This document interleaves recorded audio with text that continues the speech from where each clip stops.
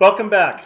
Now we're going to talk about the actual production of stage drama as you read about in chapter 14 of your Harris-Platzner textbook. The first thing I would like you to do is go to the very beginning of chapter 14 and open to the pages where you can see the diagram of the Acropolis of Athens, which shows the two theaters. And then if you flip the page over, you will also see the theater at Epidaurus. One thing that you'll notice on the second of those pages, the photograph, is that an open Greek theater, as you can see it there, is quite massive. In fact, if you look at that small shape in the middle of the theater in the photograph, that's actually a person. You can see how tiny he is. So that the theater is really quite massive, at least 1 to 2 football fields in overall size. In the diagram on the Acropolis, you can see where the two theaters were placed. The original theater of Dionysus, as we know it, was on the Acropolis on the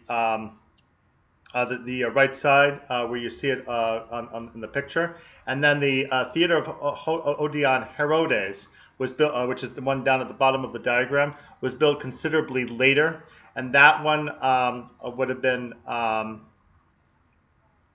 in fact, a Roman creation, because if you look closely, you can see the arches that the Romans would have used that Greeks did not in fact use.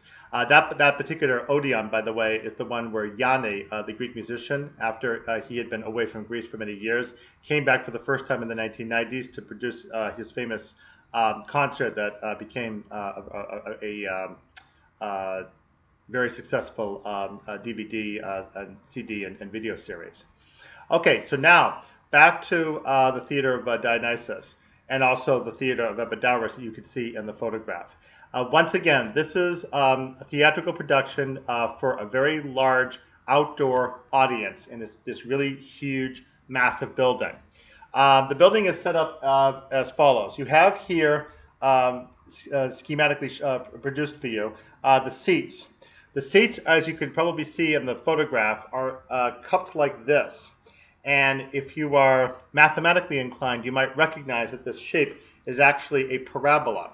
The point about a parabola from an engineering standpoint is that if anybody is speaking, even at a relatively low voice, inside the center of the round section in the middle, which is called the orchestra, that person will be able to be heard anywhere in the seats, because his voice will carry from the center all the way out up the seats. That's because a parabola reflects in from any direction all to the focus at the middle, and also back outward. So therefore, this is a remarkable feat of engineering for the parabolic seating to be set up in such a way that it would be possible for the audience to be able to hear no matter where, in fact, they were seated in the audience. So you might actually not want to be right in the front row, although, in fact, dignitaries were actually placed in the front row. You might actually want to be a little bit further up, because then you would get a better view of what was going on stage itself. If you were trying to watch from ground level, there might be too many people all in front of you and making the action rather confusing. But from a little bit further back, you might actually get a better vista. The theaters that survive today, by the way, that are still used, not the Theater of Dionysus, but other ones, are still used for music concerts and many other modern-day productions. The acoustics are simply astounding, really excellent for any modern use of that nature. Okay, so you have the seating arranged parabolically, as we said, built that way. The round section in the middle is where the chorus would have danced, and that's the original meaning of the word orchestra. It is indeed the predecessor for our modern day use of the word orchestra, but it does mean something quite different. It refers to the dancing area. Then we come to the more controversial aspect of stage from the scholarly standpoint. This up here. What we do know in the later tragedies, probably not the early Aeschylean tragedies, is that there was a raised backdrop like this called the skene. The original meaning of the word skene is a piece of canvas, like that could be used, for instance, for a tent, but it also referred to the backdrop in back of the stage. The word scaena in Latin actually does mean stage, and for the Roman theater. And then the question is there in fact a raised stage in front of that, like a wooden platform, as is actually depicted in some artwork?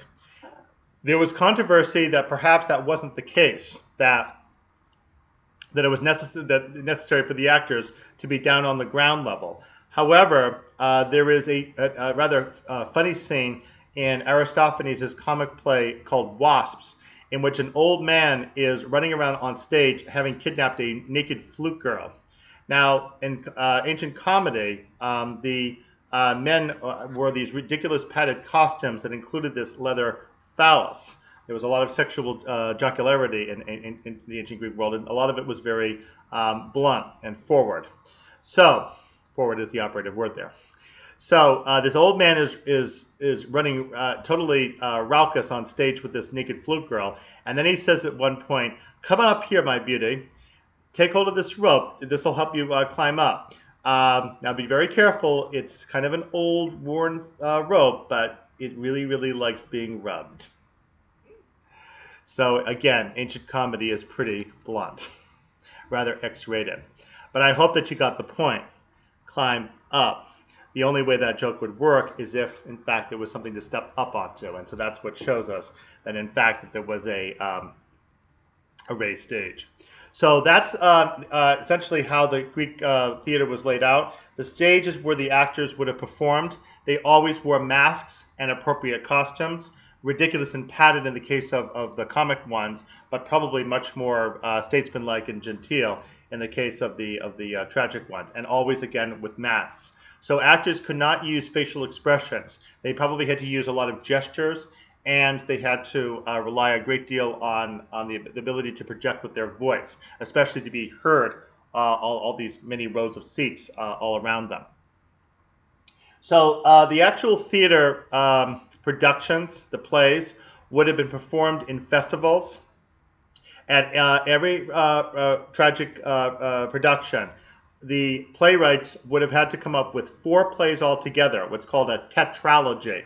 There would have been 3 plays, a trilogy, which would have been the 3 tragedies, and then an extra play added on called a satyr, S-A-T-Y-R, satyr play. Remember that satyrs, half men, half goats, like Grover, are the worshippers of Dionysus. Very, shall we say, penile in their worship of Dionysus. So they apparently were featured in the 4th play, which was kind of a mock-up of the tragedy that had been produced in the first 3 plays, maybe like comic relief.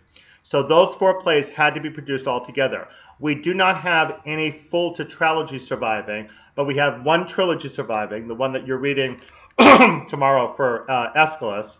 And we have 1 satyr play surviving, but we're not reading in this course, called Cyclops. It's a takeoff on the story of the Cyclops and Odysseus that you read about in Homer's Odyssey. And that's performed by Euripides. But otherwise, we don't have any full production like this surviving. But we are aware that 4 plays, in fact, were required by every playwright competing in one of these festivals. So the most famous of these was the City Dionysia, the one that was in worship of Dionysus. But there were other ones year-round, too, that were available for the tragic playwrights to compete in. Okay, now Aristotle, in his work called Poetics, this is the philosopher from the next century, describes theories that he's aware of as to how theater actually came to existence originally. It appears to have started with the worship of Dionysus, and there was a particular choral ode called a dithyramb.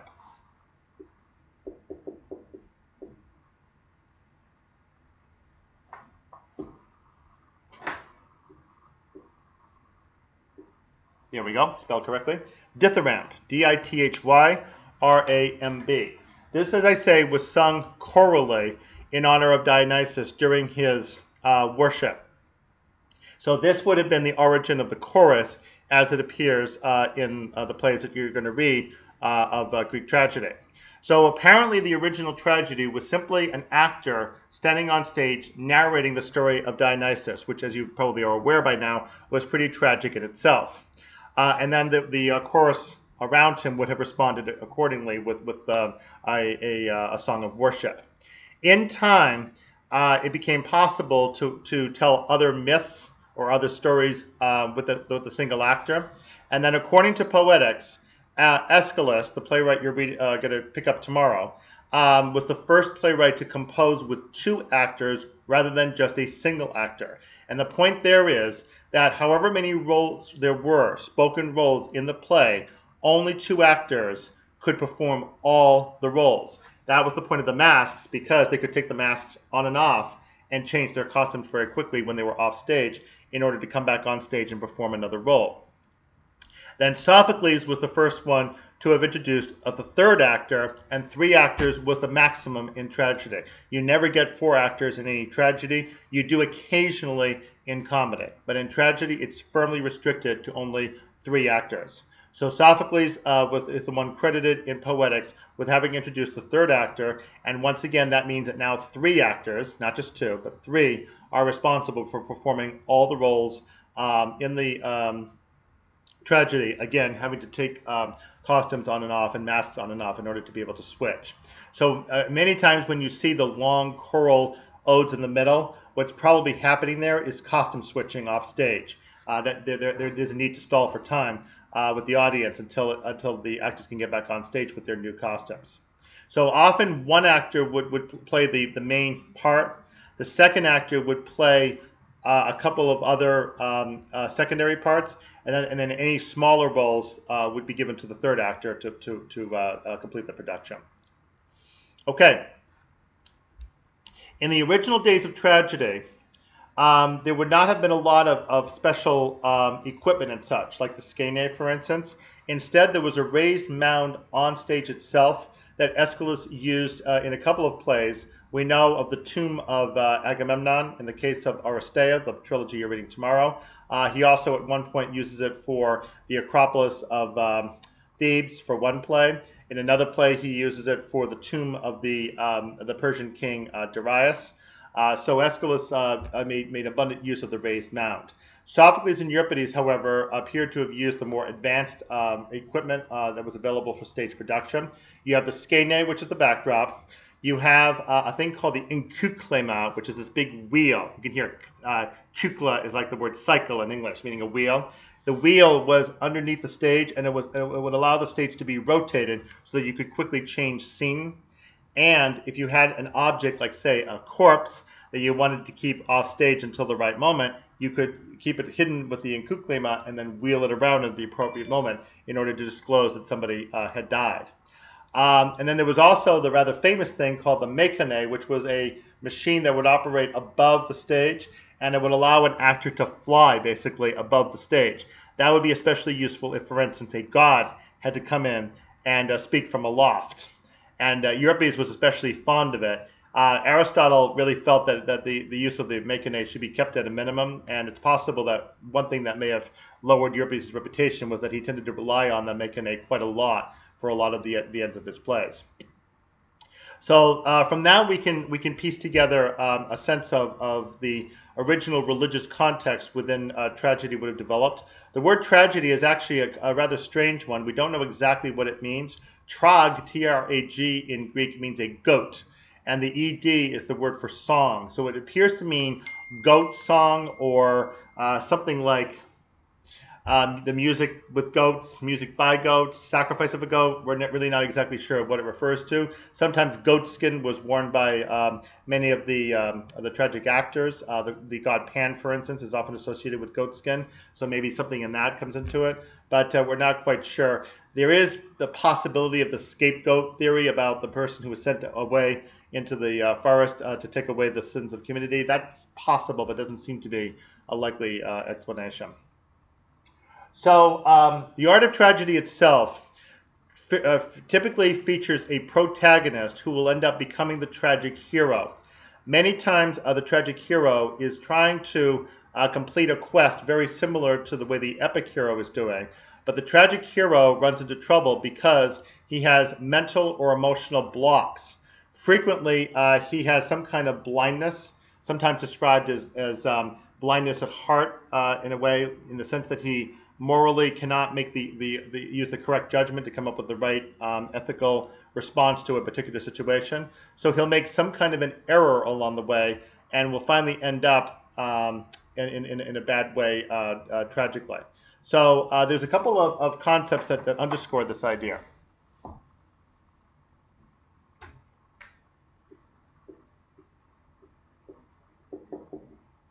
There's a word hamartia in Greek that is often translated as sin, but that's a little bit misleading. Hamartia originally in the military refers to trying to hit a mark, like say a target, and missing the mark. And it really therefore means more like an error, like trying to get a particular goal accomplished and then missing it. So hamartia in the context of tragedy comes to mean basically an error that leads one astray. There's also another word, ate, A-T-E, which is the description of what I described before as ethical or moral blindness, making judgments without properly understanding the likely consequences of those judgments. So therefore, apprising a situation and inaccurately deciding that a particular course of action should be the response to it. So moral, ethical blindness, essentially, is what ate refers to. So these concepts underpin the way that a tragic hero stumbles through his predicament and finally ends up falling victim to the situation that he's in. From the standpoint of the audience, it's a little bit hard to know whether the famous thing about catharsis really applied to an ancient Greek audience, because the theory does come up somewhat later. So I have to be rather cautious in mentioning it. But there does appear to have been a cleansing aspect of ancient Greek tragedy, in the sense that one watches the tragedy and goes through a kind of emotional cleansing process. Pity and fear, famously, are the two emotions that were supposed to be inspired in the audience, and then by the time they walked away, they were supposed to feel ennobled and cleansed of those emotions. If that was not the case, it would be likely that the tragedy would receive a low prize, and if it was really bad, it was possible that the playwright could actually be fined. I'll close here with a famous example of when it didn't go right. Right in the very early 400s BC, there was a huge rebellion that several Eastern Greek cities arranged against the Persians. They were defeated in battle, and the main city, Miletus, was razed to the ground in 494 BC. The following year, Phrynichus performed at Athens, which had been a sponsor of the rebellion and which had a long, very close history with Miletus, put on a play called The Fall of Miletus. It was such a drastic depiction of that historic event that many Athenians left the theater in tears. Thereafter, the government of Athens fined this tragedian Phrynichus for having basically debased the whole religious experience of the tragic festival. And thereafter, historic events were forbidden from being used as the basis for tragedy. There was, however, a notable exception. Aeschylus got special permission to put on a play called Persians, looking at the Battle of Salamis from the Persian point of view. Guess who arranged for that, of course? Aeschylus luckily had an in with who would become the most powerful Athenian statesman of the day, Pericles, someone you'll be hearing more about shortly. Okay, I hope this gives you a good comprehension of Greek tragedy, and in our next videos we will cover the second playwright covered in this course, the originally early playwright named Aeschylus, the hero of the Battle of Marathon. We'll see you tomorrow as we also cover the Persian Wars.